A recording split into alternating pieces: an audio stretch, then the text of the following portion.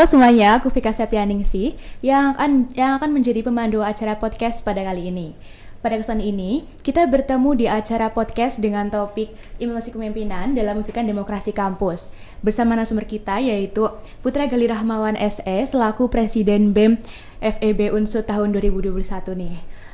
Selamat datang Mas Putra, gimana nih kabarnya? Ya, alhamdulillah semuanya akhirnya bisa berjumpa lagi ya di kampus Abu-Abu, kampus alma mater saya. Iya. Ini udah berapa bulan ya? Hampir 2 bulan lah nggak kampus, terakhir September. Akhirnya bisa dikasih kesempatan lagi ke sini.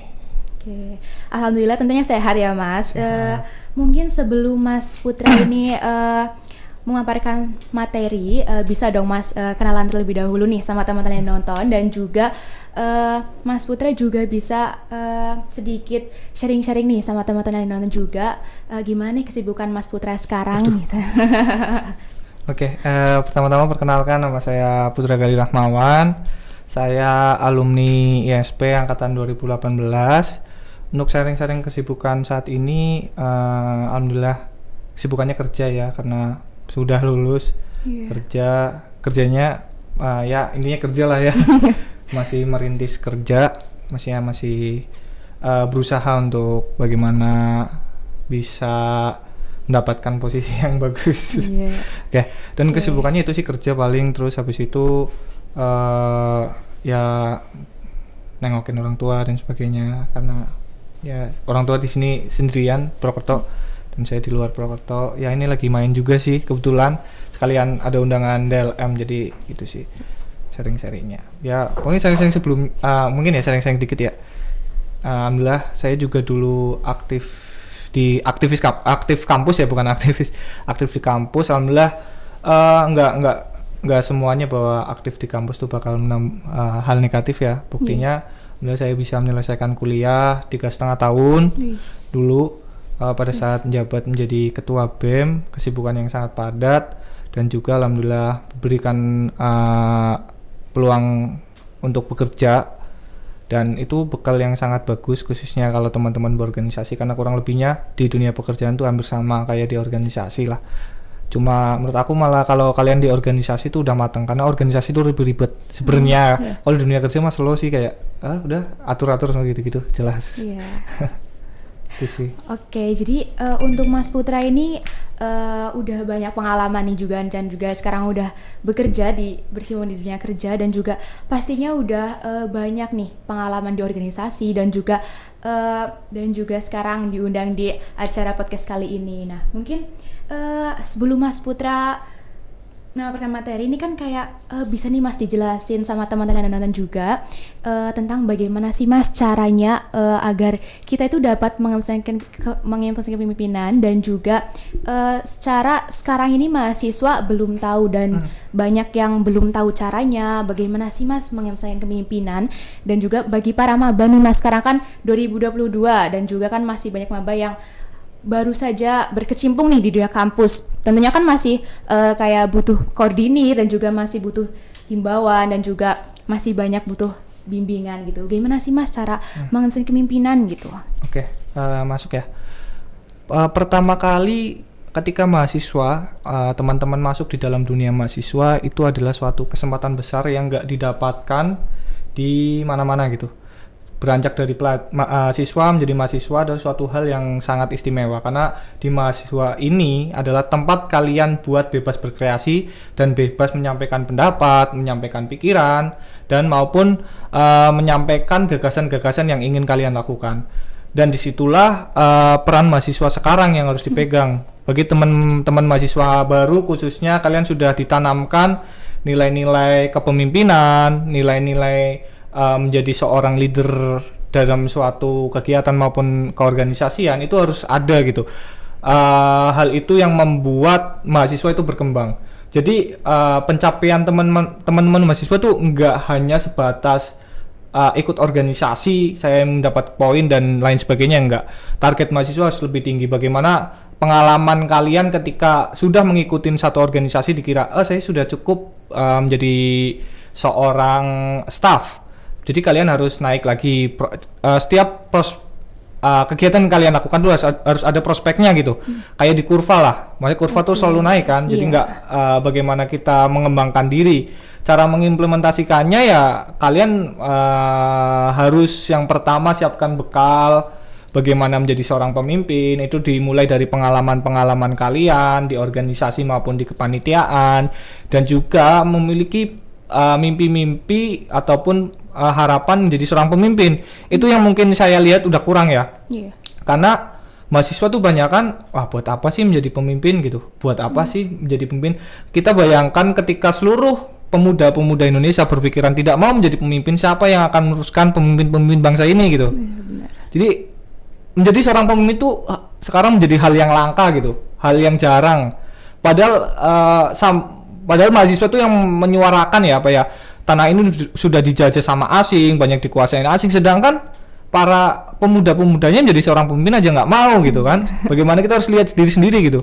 Kita dimulai harus ada keberanian. Jadi pemimpin itu bukan hal yang susah. Jadi pemimpin adalah hal yang baru untuk dipelajari dan harus dikembangkan. Gitu sih kalau menurut aku, ya semua pemuda harus punya jiwa-jiwa ingin menjadi seorang pemimpin, dan pengimplementasiannya harus dimulai dari bawah, bagaimana digagas dari ide maupun semangat. Saya dulu kenapa ingin menjadi pemimpin bukan karena semerta-merta saya langsung aku pengen jadi pemimpin dong, enggak. Saya aku sendiri tuh udah nyatet di buku harian saya itu dari awal maba. 7 pencapaian saya, salah satunya adalah menjadi ketua organisasi. Itu dimulai dari niat kan. Pertama semua yang kita lakukan dimulai dari niat. Ketika niat sudah dibulatkan, kita akan berkembang sendiri, ingin mengembangkan diri sendiri. Akhirnya pemimpin itu bakal datang sendiri ke diri kita. Itu sih. Oke, baik. Jadi intinya itu adalah dari diri kita sendiri itu hard skill dan soft skill kita itu harus diasah ya, Mas. Betul. Jadi kayak seorang pemimpin itu harus benar-benar menguasai hard skill dan juga soft skill tersebut. Nah, ini Mas, ini ada beberapa pertanyaan nih Mas dari teman-teman sekolah parlemen yang dimana mungkin bisa aku bacain. Nah, terkait dengan kepemimpinan nih Mas, gimana sih Mas, kenapa mahasiswa itu harus mengimplementasikan kepemimpinan? Oke. Ya, untuk bagaimana mengimplementasikan kepemimpinan yang saya tadi bilang gitu, bagaimana siapa lagi yang bakal meneruskan tongkat estafet kepemimpinan.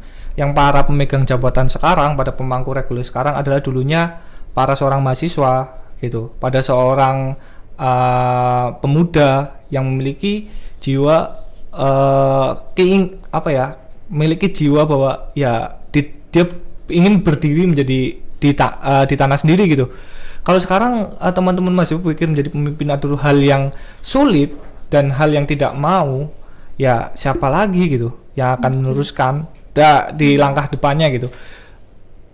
Dan saya kasih sedikit itu bahwa teman-teman mahasiswa tuh nggak perlu takut, karena menjadi pemimpin tuh bukan hal yang sempurna gitu. Jadi kalian menjadi seorang pemimpin tuh bukan orang yang sempurna baru jadi pemimpin. Jadi menjadi pemimpin adalah seseorang yang ingin menyempurnakan hard skill maupun soft skillnya. Jadi menjadi pemimpin itu bukan berarti kalian sudah sempurna, namun masih banyak pembelajaran yang didapat di situ. Jadi jangan pernah takut untuk bermimpi dan jangan pernah takut menjadi pemimpin. Itu sih. Oke, baik. Jadi menjadi seorang pemimpin itu sebenarnya nggak mudah dan harus mengkoordinir diri kita sendiri dan juga diri maupun adik kita maupun juga kakak kita. Jadi kita harus benar-benar yakin gitu ya Mas. Kita harus benar-benar ini gimana caranya agar kita itu dapat mengkoordinir diri kita dan juga untuk teman-teman yang lain juga. Terkait dengan kepemimpinan, apa sih Mas langkah-langkah dalam implementasi dan semisal ada sanksi apa nih kalau semisal pengimplementasian tersebut itu tidak dijalankan dengan baik gitu Mas? Oke, langkah-langkah mengimplementasikan kepemimpinan yang pertama, menjadi seorang pemimpin itu harus punya namanya gagasan maupun cita-cita. Itu tertuang di visi misi yang pertama. Yang kedua, bagaimana teman-teman kalau ingin menjadi pemimpin memiliki jiwa kepekaan terhadap sekitar. Kalau teman-teman nggak memiliki jiwa kepekaan terhadap sekitar, teman-teman nggak bisa bagaimana memimpin atau membuat kebijakan regulasi yang sesuai dengan anggota kepemimpinannya gitu. Percuma. Ketika sudah memiliki gagasan, memiliki rasa kepekaan, yang ketiga yang paling penting adalah teman-teman harus memiliki rasa tanggung jawab. Menjadi pemimpin itu bukan hanya eksistensi diri sendiri. Saya mengingat suatu kata-kata dari seorang politisi Bu Risma, bagaimana pemimpin itu tidak datang atas kemauan sendiri, tapi pemimpin datangnya adalah dari suara-suara masyarakat yang ada di sekitar kita. Jadi pemimpin itu bakal datang sendiri kalau teman-teman memiliki kemampuan dan kapabilitas untuk menjadi seorang pemimpin. Jadi kalau teman-teman menjadi seorang pemimpin hanya mencari eksistensi, bakal tidak ada rasa bagaimana teman harus bisa memperbaiki organisasinya, bagaimana memiliki pencapaian-pencapaian lebih dari sebelumnya, hanya mengejar bagaimana saya sudah menjadi seorang pemimpin. Itu yang mungkin yang masih sekarang banyak permasalahan. Jadi seorang pemimpin adalah tidak memiliki tanggung jawab. Dia hanya memenangkan kepemimpinan, ya sudah. Padahal pada saat teman-teman dilantik menjadi seorang pemimpin, disitulah perjuangan baru dimulai. Bukan perjuangan sudah selesai gitu. Gitu sih kalau cara mengimplementasikan. Dan sanksinya ketika tidak sesuai dengan tidak sesuai dengan implementasinya, pemimpin tidak menjalankan implementasinya yang sesuai. Yang pertama adalah bagaimana pertanggungjawaban kita terhadap Tuhan Yang Maha Esa ya, karena kita diamanai menjadi seorang pemimpin harus bertanggung jawab. Jadi kita harus bagaimana mestinya harus mengorbankan segalanya agar suatu organisasi atau maupun golongan itu yang kita pimpin agar lebih baik. Yang kedua, sanksinya yang paling tertera adalah bagaimana kita bakal menjadi banyak dimusuhi oleh masyarakat ya maupun anggota karena tidak sesuai gitu. Apa yang kalian yang kita tebarkan itu harus yang kita jalankan. Makanya yang saya bilang menjadi pemimpin itu hal yang sulit tapi nggak sulit apa ya dibilang tuh mudah tapi nggak mudah-mudah banget gitu. Jadi bagaimana kita harus mencapai gagasan tuh yang rasional aja sih. Makanya kita lihat sekitar, kita melakukan riset, jangan menjadi pemimpin yang oportunis, jangan pemimpin yang hiperbola. Jadi pemimpin harus rasional sama keadaan sekitar. Sanksi-sanksi itu yang bakal kita terima menjadi pemimpin yang tidak sesuai implementasi yang diharapkan gitu sih. Oke, baik. Berbicara masalah kepemimpinan nih Mas. Jadi semisal nih ada cara apa yang sangat berpengaruh Mas untuk kita itu mengajak para mahasiswa ini untuk dalam mengaksanakan kepemimpinan untuk mewujudkan demokrasi pada kampus tersebut Mas ya? Oke. Yang pertama yang saya lihat ya dari pengalaman saya bagaimana sih mahasiswa bisa terasah kepemimpinannya. Yang pertama jangan batasi orang untuk berpendapat.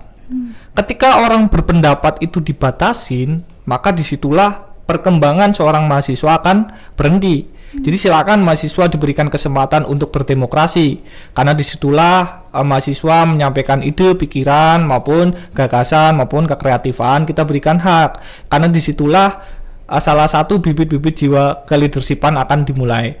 Yang kedua bagaimana kita beri kesempatan juga para generasi muda untuk memimpin. Jadi bagaimana kita memberikan suatu ajang pelatihan mungkin ajang pertunjukan kepemimpinan yang bisa mengasih pengalaman dia. Jadi jangan semerta-merta kayak kita bilang angkatan mahasiswa baru nih belum bisa memimpin, kita jangan kasih kesempatan.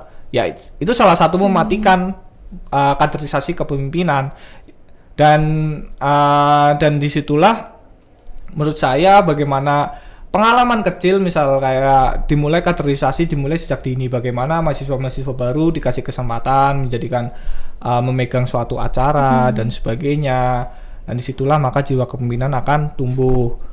Dan yang paling pertama sih kita harus peka terhadap kita membuka open minded mahasiswa ya, bagaimana mahasiswa itu dimulai dari pemimpin organisasi sekarang jangan pernah takut atas kritik dan saran karena disitulah pemimpin akan menjadi sempurna gitu. Dan situlah mengajarkan pada generasi muda kita bahwa pemimpin ya tidak takut atas kritik dan saran. Karena ada penulis yang menuliskan suatu kata-katanya bahwa kritik adalah suatu kasih sayang yang diberikan gitu. Jadi kalau kalian nggak dikritik itu tidak diperhatikan gitu, malah kita harus bangga atas kritik dan saran, dan disitulah demokrasi akan muncul. Jangan, yang terakhir nih, jangan pernah membatasi mahasiswa dengan diskusi-diskusi kecilnya. Sekarang kita lihat banyak pemangku-pemangku, kita lihat dari skup kecil ya, skup kecil bahwa ada diskusi-diskusi kecil yang dilakukan mahasiswa itu malah kita jauhi. Ada organisasi-organisasi yang mengembangkan keintelijenan kita, kekritisan kita itu malah dijauhi atau dibatasin. Itu yang malah menghambat suatu kepemimpinan. Tuh, jadi kepemimpinan ini dimulai dari kebebasan orang untuk berkreasi dan orang melakukan sesuai dengan rule-nya dia. Jadi jangan pernah kita batasin. Gitu sih kalau dari aku. Oke, baik. Benar banget nih dari Mas Putra sendiri. Jadi seorang pemimpin ini harus benar-benar kita itu harus kalau misal kita ditunjuk ataupun itu, nah kita tuh harus benar-benar misal kita itu harus benar-benar dari diri kita sendiri. Jadi misal kita udah diri kita sendiri udah ada plan, udah ada keinginan, kedepannya itu kita akan mungkin bisa kayak mengoptimalkan gitu ya Mas, memaksimalkan. Jadi untuk kedepannya itu kepemimpinan itu akan berjalan dengan lancar seperti itu. Untuk yang selanjutnya itu ada mungkin apa aja nih Mas yang akan terjadi jika para mahasiswa ini tidak mengimplementasikan kepemimpinan untuk mewujudkan demokrasi nih Mas. Oke.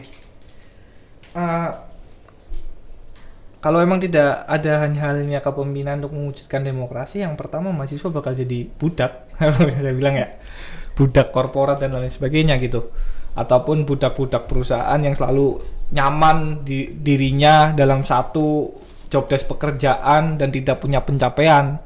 Itu ketika mahasiswa, kalau yang saya bilang sekarang adalah magang oriented ya. Sebenarnya saya tidak menentang namanya magang ya. Sebenarnya saya mendukung secara penuh, namun juga harus ada batasannya. Karena di saat magang itu selalu dikedepankan selain kepemimpinan, mengedepankan magang selain menjadi seorang pemimpin, itu sangat buruk juga buat masa depan mahasiswa karena nantinya bakal menjadi karyawan oriented gitu. Otak kita tertumpul dengan satu job desk gitu. Bagaimana kita nggak bisa mengkreasikan kita, mengkreasikan ide kita, mencoba mengimplementasikan ide yang kita punya. Karena di perusahaan itu beda sama organisasi. Karena di perusahaan itu kita mengerjakan suatu tugas sesuai dengan arahan atasan gitu. Ngerjain ini ya kamu ngerjain ini. Jadi kalau di organisasi kan kamu mengerjain ini, kamu bisa berkembang mengerjain ini dan kita bisa eksploitasi apa yang diarahkan gitu. Sedangkan kalau di perusahaan itu tidak seperti itu. Makanya seorang mahasiswa harus memiliki bekal menjadi seorang pemimpin. Yang pertama itu. Yang kedua, ketika mahasiswa tidak memiliki kepemimpinan, ya demokrasi bakal mati dong. Karena ujung tombak dari masyarakat adalah mahasiswa. Kita lihatlah sekarang banyak BBM naik dan sebagainya. Siapa yang menggerakkan kalau mahasiswa mati gitu? Kita lihat sekarang BBM naik sampai angka 10.000 dan sebagainya, toh diem-diem aja gitu, nggak ada kepanasan di sekitar kita. Pada zaman dulu sebelum sekarang naik 500 perak aja zaman presiden sebelumnya, itu mahasiswa turun berminggu-minggu di jalan gitu, menuntut hak-hak masyarakat. Dan sekarang kita lihat mahasiswa lebih cenderung nggak mau memikirkan ego pribadi, padahal ya kita bilang ya, masyarakat tuh menopang ke bahu para mahasiswa. Itu yang harus kita lihat gitu. Jangan pernah ego atas pencapaian diri sendiri, karena pencapaian diri sendiri nggak bakal puas dan karena nggak berguna ke siapa-siapa. Pencapaian yang bakal berguna, berasa bermanfaat di diri sendiri adalah pencapaian yang berguna di masyarakat sekitar, melalui kegiatan-kegiatan sosial, melalui hal-hal yang berguna di masyarakat, ataupun menyampaikan aspirasi-aspirasi masyarakat terhadap para pemangku kebijakan. Disitulah gunanya mahasiswa dalam menghidupkan demokrasi kampus gitu sih. Oke, jadi para mahasiswa ini sangat berperan penting nih di masyarakat dan juga untuk menghidupkan demokrasi gitu ya. Mengenai masalah kepemimpinan nih, jadi apa sih Mas yang akan dilakukan jika Mas Putra nih jika menjadi seorang pemimpin untuk mewujudkan demokrasi yang baik dan bebas dari KKN? Bebas dari IKN ya? Yeah. Wah, ini susah. Oke. Sebenarnya konsep IKN sendiri itu dimulai dari leluhur bangsa kita ya. Karena leluhur bangsa kita masih kolonialisme pada saat itu, masih banyaknya IKN dan di mana-mana IKN Makanya kita masih sampai saat ini ya kita melihat bahwa IKN itu hal yang wajar di negara ini gitu. Padahal itu menyimpang sekali kan. Karena itu suatu pemberian dari leluhur-leluhur atau para perjuang-perjuang sebelumnya. Yang kita benarkan, kita pangkas dimulai dari pemuda sekarang gitu. Bagi khususnya para mahasiswa nih. Orang yang memiliki ilmu, memiliki pengetahuan yang lebih dari masyarakat sekitar, itu kita harus bagaimana menyerdaskan masyarakat bahwa IKN ini tidak dibenarkan. Tadi mengimplementasikannya gimana? Soalnya jadi untuk yang ini tadi menurut pendapat Mas Putra sendiri nih. Jadi menjadi seorang pemimpin itu untuk mewujudkan demokrasi yang baik dan bebas dari KKN. Mewujudkannya yang pertama itu kita berpegang teguh pada prinsip dan regulasi. Kalau kita memiliki acuan yang benar, regulasi, kita memiliki peraturan yang jelas, kita menganut itu semua, itu di peraturan manapun lah, menjadi seorang pemimpin itu tidak dibenarkan adanya IKN. Yang kedua, yang paling jelas ya tanggung jawab kita terhadap orang yang sudah mempercayai kita sebagai seorang pemimpin gitu. Ketika tanggung jawab kita sudah besar, ya disitulah rasa kita harus profesional, harus mengedepankan asas-asas profesional dan tidak mementingkan diri sendiri. Itu bakal tercapai gitu. Kebanyakan sekarang kan menjadi seorang pemimpin dimulai bukan atas dasar harapan masyarakat ya, atau harapan seorang sekumpulan orang. Sekarang banyakkan seorang pemimpin datang atas kemauan sendiri gitu. Nah, disitulah muncul jiwa-jiwa untuk melakukan IKN. Dan ya kita lihatlah di negara ini masalah-masalah itu masih sangat familiar dan sulit sekali. Kita lihat sulit sekali kok, kayak IKN kok nggak pernah selesai ya sampai saat ini gitu. Di zaman pertama kali Indonesia berdiri tuh masih ada orang-orang IKN melakukan IKN karena kita tidak dimulai dari para pemudanya, khususnya mahasiswa, untuk melakukan pencerdasan bagaimana menjadi seorang leadership yang baik dan melakukan pencerdasan mengenai IKN sih gitu. Jadi kita jarang sih kita lihat ya kayak di lingkungan mahasiswa, padahal pintu pertama kita kan masuk ke dunia kerja kan langkahnya dari mahasiswa gitu. Kita tuh jarang kayak mendapatkan pengarahan mengenai korupsi gitu dari KPK gitu, kayak mungkin itu gagasan yang baru gitu buat teman-teman mahasiswa, buat mengundang pembicara KPK bagaimana sih korupsi itu sebenarnya gimana, nggak bolehnya tuh gimana. Itu sih yang mungkin ya menjadi ide-ide mahasiswa bisa dilakukan. Kayak kita lihat jarang sih KPK itu menjadi pembicara di lingkungan mahasiswa gitu sih. Baik. Benar banget nih dari Mas Putra. Jadi hal tersebut tuh sangat berperan penting dan juga sangat penting juga. Nah, untuk yang sebenarnya ada apa sih Mas yang harus kita lakukan sebagai seorang mahasiswa nih Mas? Jadi dalam menghadapi tantangan demokrasi yang terjadi pada kampus nih, pada kampus sendiri. Seorang mahasiswa demokrasi ya. Ya sekarang demokrasi aku lihat sendiri ya dari 4 tahun ke belakang itu memang mengalami penurunan yang sangat drastis gitu. Dari ya kita lihat dari pesta demokrasi kita aja lah, di FEB khususnya itu sangat minim gitu partisipasinya. Yang pertama partisipasi, yang kedua antusiasnya juga minim lah intinya. Terus bagaimana sih cara mengaktifkan kembali gitu ya semangat demokrasi mahasiswa? Yang pertama ya memiliki dulu sih kalau menurut saya. Jadi teman-teman mahasiswa tuh harus memiliki kayak kampus ini ya, kampus kita bagaimana ya, kita yang bakal meneruskan jejak-jejak para pendahulu kita maupun para pengurus-pengurus organisasi dulu kita, bagaimana dia memperjuangkan begitu susah, bagaimana dia memperjuangkan kepemimpinannya aja sampai jatuh bangun gitu. Makanya kita sebagai pemuda sekarang dikasih kesempatan yang enak kok malah nggak memanfaatkan gitu. Ya dimulai dari pertama sih untuk menghidupkan demokrasi itu, kenapa pendapat saya mengenai demokrasi kampus ini kenapa mati? Yang pertama karena nggak diberikan space buat orang-orang beradu pendapat sih menurut saya, karena banyakan organisasi sekarang takut atas kritik dan saran gitu.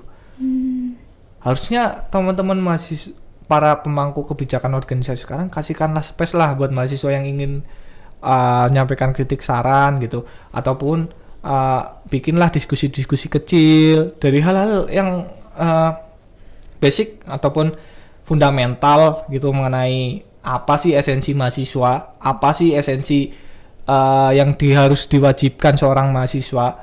Itu yang saya dapatkan dari para alumni-alumni dulu. Jadi tiap malam itu kita diskusi di situ. Kita membaca suatu masalah, kita membaca suatu situasi dari perspektif masing-masing gitu. Dan disitulah kita juga dimulai dari adanya literasi, membaca buku, membaca berita dan sebagainya. Lah ketika orang berliterasi maka akan timbulnya demokrasi, suara akan dikeluarkan gitu. Yang paling penting itu. Yang kedua, jangan pernah takut untuk menyampaikan suara gitu. Menurut saya pendapat itu tidak ada yang bodoh ya. Ketika pendapat itu sesuai dan tidak mengandung kekerasan maupun sara, itu pendapat itu akan benar. Karena semua pendapat itu perspektifnya ya benar. Pendapat saya ya benar di saya gitu. Pendapat kamu benar kamu. Jadi pendapat tidak ada yang salah. Maka ajakan dari saya, silakan teman-teman mahasiswa di forum manapun, di kegiatan apapun, jangan pernah takut untuk berpendapat, karena pendapat itu yang nggak ada yang salah. Yang salah itu orang yang nggak berpendapat. Gitu sih kalau saya. Oke, benar banget nih Mas Putra. Jadi untuk para mahasiswa ini ada dua persepsi nih, dua opini dari Mas Putra nih, yaitu yang pertama itu semangat kalian. Jadi kalian para mahasiswa itu harus semangat. Terkhususnya ini untuk para maba nih, kan baru semester 1 dan juga masih kayak masih ambis-ambisnya nih, dan juga masih benar-benar kayak masih semangat-semangatnya ya Mas. Betul. Jadi kayak para mahasiswa ini harus benar-benar semangat, dan juga yang kedua ini dari Mas Putra ini ada pantang menyerah dan juga jangan benar-benar jangan stuck di situ gitu. Jadi untuk mengenai yang selanjutnya itu mengapa sih Mas demokrasi ini menjadi solusi terbaik saat itu untuk suatu pemerintahan? Demokrasi untuk pemerintahan. Okay. Demokrasi kenapa solusi terbaik? Ya, semenjak kejadian 98 ya, disitulah para pendahulu kita mahasiswa menyuarakan bahwa kita rubah konstitusi negara ini, negara demokrasi gitu. Kita rubah landasan-landasan ini menjadi negara yang bagaimana terbuka atas masukan dan saran. Itu landasan yang pertama. Mengapa sekarang demokrasi hal yang penting gitu kan, menjadi penerus memajukan bangsa dan negara. Iya, karena yang kita lihat yang mewakili kita sekarang gitu maupun di pemerintahan dan sebagainya itu ya harus bisa mendengarkan keluh kesah gitu dari seorang rakyatnya agar regulasi yang dia buat itu sesuai gitu. Karena kebanyakan sekarang orang takut berpendapat ya, karena banyak undang-undang yang menjerat gitu, undang-undang elastis, undang-undang ITE.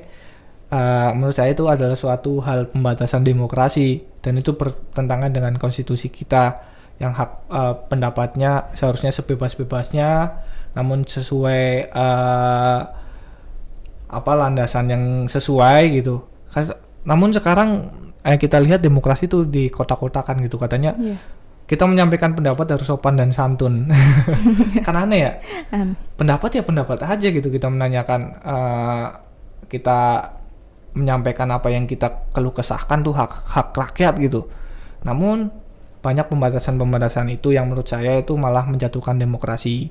Itu. Yang kedua, jangan pernah takut sih untuk balik lagi, jangan pernah takut untuk menyampaikan suara kita. Jangan pernah takut untuk mengkritisi suatu kebijakan yang salah, karena kita diberikan hak juga untuk menyampaikan kritik, saran atau berdemonstrasi terhadap regulasi yang salah gitu.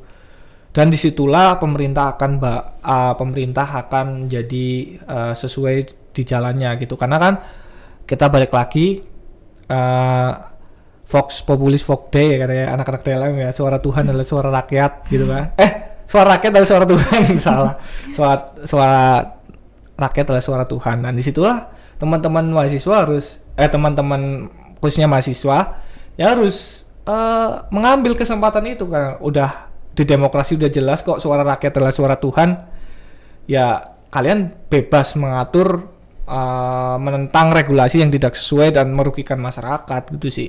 Jadi jangan pernah takut kalau saya, kalau itu sesuai koridornya. Tapi lihat juga, kalau sekarang kalau berpendapat lihat undang-undang ITE dulu. Jangan nebut nama pribadi. Oke, bener banget nih buat Mas Putra ini. Jadi buat para mahasiswa ini, kembali lagi dari 2 poin tadi yang udah disampaikan. Jadi jangan pernah takut dan pantang menyerah, dan juga tetap semangat untuk para mahasiswa. Jadi untuk yang selanjutnya itu, bagaimana sih Mas hubungan antara kepemimpinan seseorang dengan pencapaian kualitasnya di suatu organisasi nih? Hubungan kepemimpinan seorang sama kualitasnya gitu. Iya, benar. Oke. Kepemimpinan seseorang itu memiliki style masing-masing gitu menurut saya. Dan disitulah style itu kita harus make sense kan, kita harus lihat apa yang ingin kita capai itu sesuai dengan style kita. Jangan pernah kita menjadi seorang pemimpin tapi mengikuti gagasan orang lain gitu. Karena itu tidak sesuai dengan harapan dan style kepemimpinan kita. Ya, dan yang paling penting lagi nih, setiap kepemimpinan itu memiliki gaya kepemimpinan masing-masing. Yang paling penting jangan pernah mengkritisi gaya kepemimpinannya, karena itu hal yang tidak sesuai lah ketika kalian kritisin. Yang kalian kritisin bagaimana teman-teman ketika menemukan pemimpin tidak menjalankan tujuannya, itu teman-teman yang harus kritisin. Makanya suatu gaya kepemimpinan harus selaras dengan tujuan dan pencapaian seorang kepemimpinan gitu. Karena bagaimana kita menjalankan roda kepemimpinan itu harus sesuai. Kita harus bagaimana mengatur ini dengan gaya kita masing-masing. Dan itu setiap pemimpin beda-beda. Misal di zaman saya gaya kepemimpinannya seperti ini, di zaman sekarang gaya kepemimpinannya seperti ini. Namun jangan pernah melihat dulu dan sekarang gitu, karena pasti berbeda gitu, karena beda kepala, beda orang, beda penggerak dan sebagainya. Namun yang harus kita lihat sekarang bagaimana pencapaian dulu dan pencapaian sekarang. Apakah pencapaian dulu sesuai dengan gagasannya tercapai atau tidak, dan pencapaian sekarang sama gagasannya tercapai atau tidak. Itu saling berhubungan ya, bagaimana gaya kepemimpinan sama pencapaiannya yang harus kita lihat itu. Dan disitulah kita harus menjadi seorang pemimpin itu. Kalau aku lihat ya, kalau kalian tidak bisa lebih baik dari sebelumnya, kalian tidak berhasil kalau menurut saya. Karena pemimpin ya, pemimpin itu bagaimana kita harus lebih baik, punya target lebih jauh, dan jangan pernah, balik lagi, kalau menjadi seorang pemimpin jangan pernah ego atau gengsi atau apa dengan pemimpin-pemimpin sebelumnya gitu. Jadi kalau emang ada program kerja atau gagasan-gagasan yang bagus dari sebelumnya, atau kalau mau dipakai silakan. Kalau enggak ya enggak masalah. Kalaupun enggak ya, kalau itu pun bagus, kenapa nggak dipakai gitu loh? Heran gitu. Kenapa harus? Karena banyak sekarang nih pemimpin kita ganti pemimpin, ganti regulasi. Ya, kita merasakan pendidikan sekarang ya, itu tiap tahun berubah. Kayak kita capek nggak sih menjadi pelajar gitu kan? Kayak kita harus ngikutin nih para regulator kita. Namun nggak ada pencapaian jangka panjang. Benar. Yang aku lihat ya, setiap pemimpin harus memiliki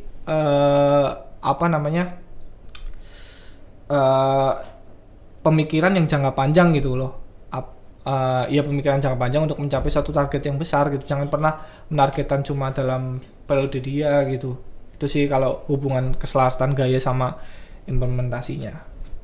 Oke, jadi menurut Mas Putra ini, jadi tadi disinggung masalah kayak tuh passion dan juga minat kita ya Mas. Jadi kayak kita tuh seorang pemimpin tuh harus passion kita itu di mana, dan juga minat kita di mana, dan juga nantinya kita dapat menjalankan suatu apapun itu dengan optimal dan maksimal seperti itu. Mengapa sih Mas dalam organisasi itu peran pemimpin itu sangat menentukan baik buruknya manajemen dari organisasi tersebut? Oke.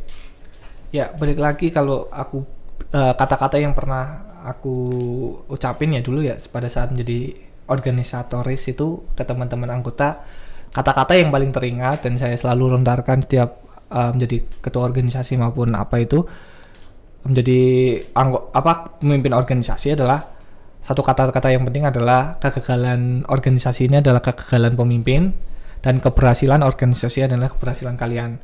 Dari kata-kata itu bisa membuktikan bahwa organisasi itu melihat dari kepalanya. Kalau kepalanya bisa memberikan contoh dan memberikan arahan yang benar, organisasi itu akan sesuai jalan regulasinya sesuai dengan arahan pemimpinnya. Itu. Jadi pemimpin ataupun kepala organisasi itu sangat penting dalam mengatur manajemen organisasi, manajemen waktu keorganisasian atau manajemen keorganisasian secara penuh itu sangat penting.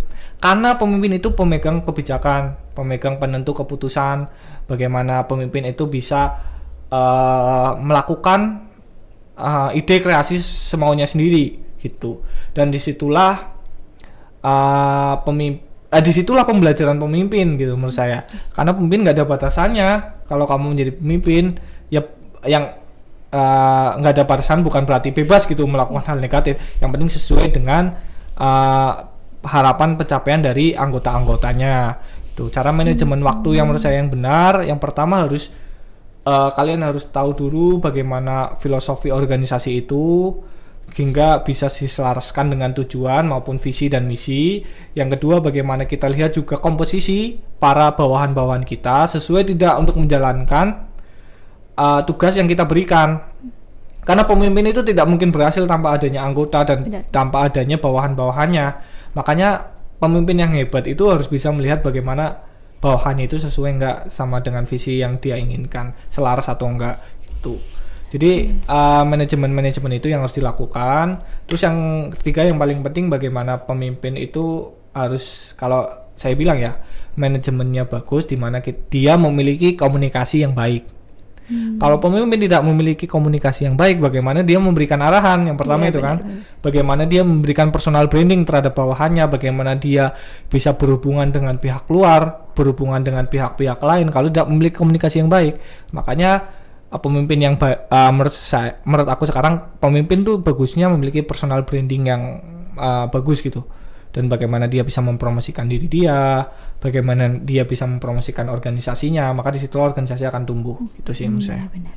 Bener banget nih kata Mas Putra. Jadi seorang pemimpin tuh nggak cuma memikirkan dirinya sendiri. Jadi seorang pemimpin itu harus memikirkan anggotanya dan juga dirinya sendiri harus dikoordinir dengan baik.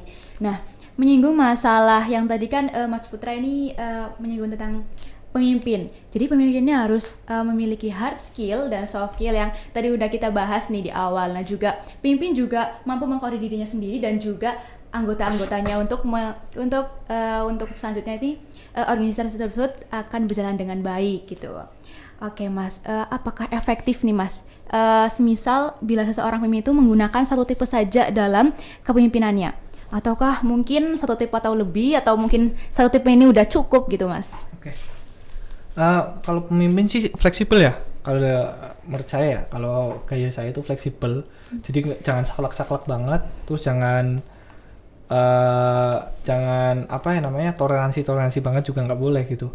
Jadi harus sesuai kalau menurut saya itu sesuai sama apa yang ingin kita capai gitu. Jadi pemimpin ya berapa tipe menurut saya ya harus banyak tipenya.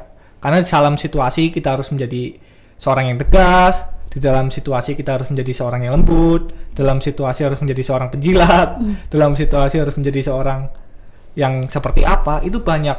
Makanya saya pernah bilang tuh teman-teman dulu, bawahan-bawahan organisasi saya, pemimpin tuh harus pinter namanya acting gitu. Harus pinter acting. Jadi harus pinter bagaimana dalam situasi kita harus menjadi baik, bagaimana situasi ini kita harus menjadi tegas, dalam situasi ini harus bercanda.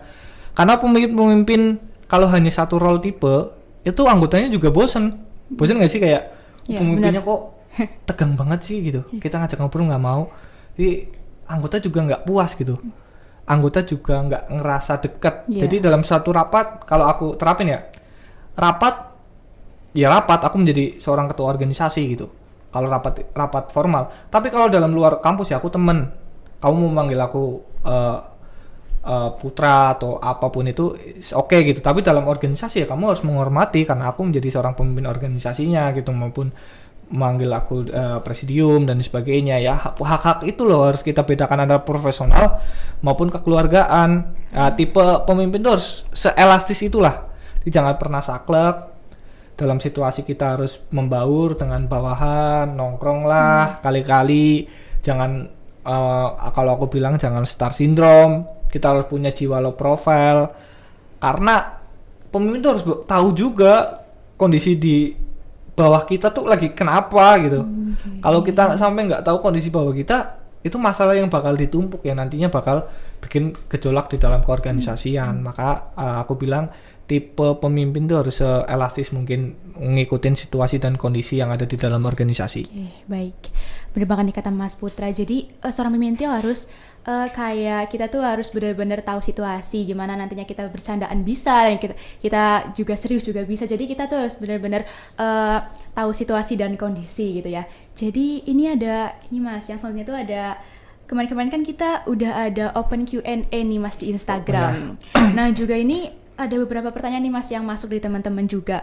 Menurut pendapat Mas Putra nih mengenai kepemimpinan, kan apa sih Mas perbedaan antara leader dan juga bos nih menurut Mas Putra sendiri? Wah, leader dan bos. Ya. Apa ya bedanya? Leader dan bos tuh kalau menurut aku ya, leader pandangan aku ya, nggak tahu ya. Kalau pandangan aku itu leader bagaimana dia bisa mengkoordinasikan semuanya itu sesuai dengan rule yang dia inginkan. Sedangkan kalau bos kan kadang kalau kita lihat bos tuh kan agak gimana ya.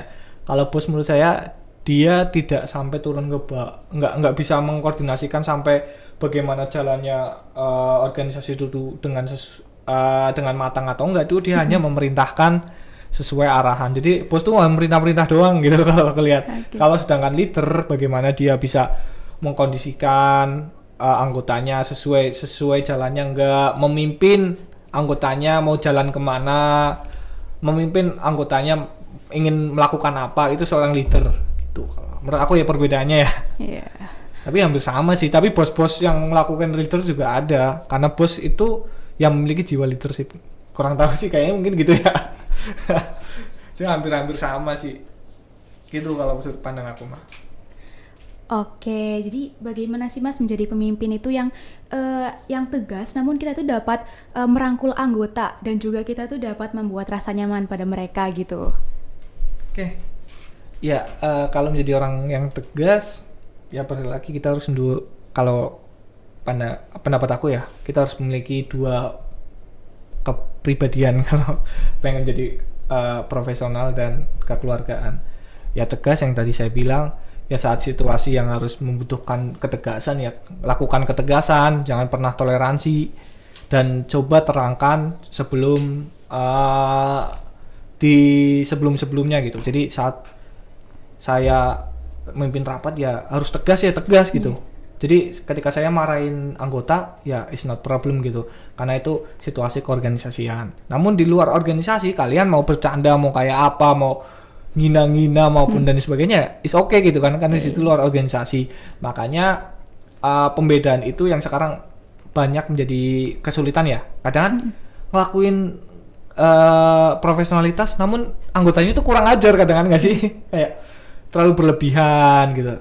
Tapi jangan pernah kalian memarahi apapun malah jadi aku harus jadi profesional terus sih, enggak. Jadi kalian beri arahan atau masukan aja. Jadi tolong ya, ini lagi serius gitu.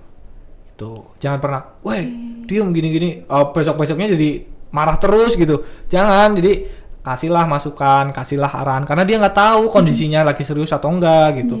Kasih masukan. Kalau lagi bercandaan ya enjoy lagi lah gini ya, kasih reminder lagi.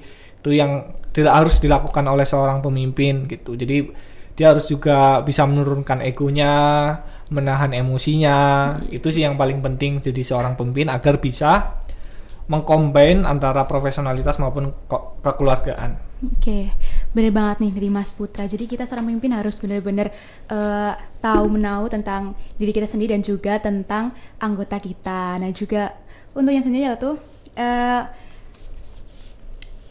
Semoga apa yang udah disampaikan oleh Mas Putra tadi dapat bermanfaat bagi kita semua ya teman-teman. Nah, oke, sebelumnya makasih buat Mas Putra yang udah hadir di acara podcast kali ini. Aku Vika Septiani sebagai host. Selamat siang semuanya.